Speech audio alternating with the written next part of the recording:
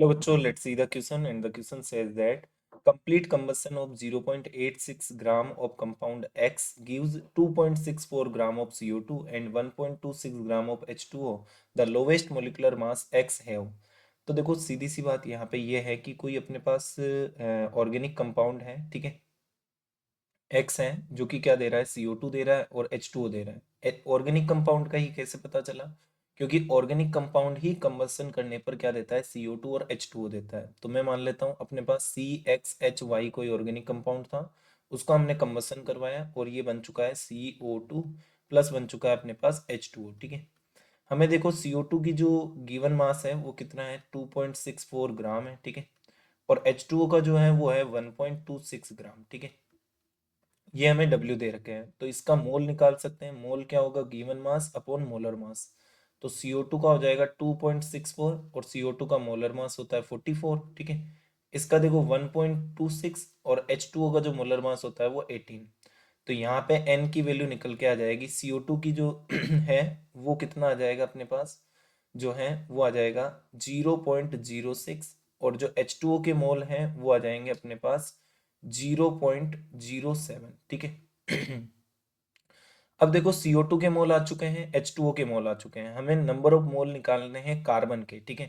तो देखो number of mole of carbon, ठीक है, number of mole of carbon, ये किसके होगा, ये देखो number of mole of carbon dioxide के इक्वल हो जाएगा। क्योंकि देखो एक मोल कार्बन डाइऑक्साइड में एक मोल कार्बन है, तो टोटल अपने पास 0.06 मोल कार्बन डाइऑक्साइड में 0.06 मोल कार्बन होगा, ठीक है। उसी तरह अपन बात करें number of mole of hydrogen की बात कर ली जाए, ठीक है।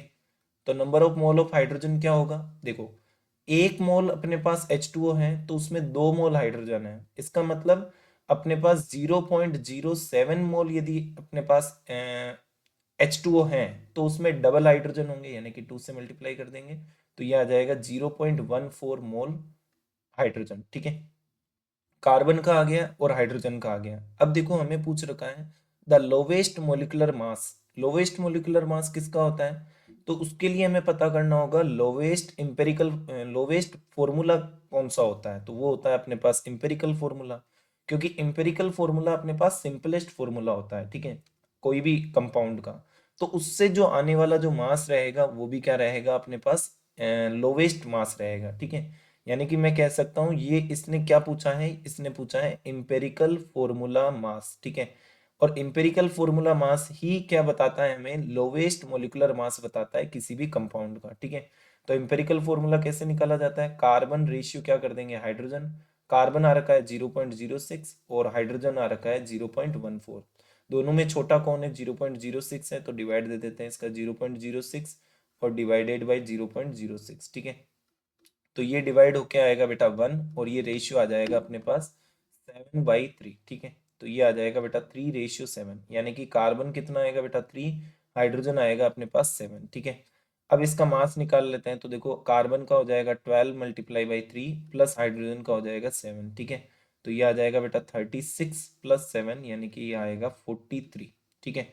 तो अपने पास 43 किस में आ रहा है बेटा, ऑप्शन ए में आ रहा है। Then option A will be the correct answer of this question. I hope all of you understand this question very well. Thank you and best of luck for your next exam.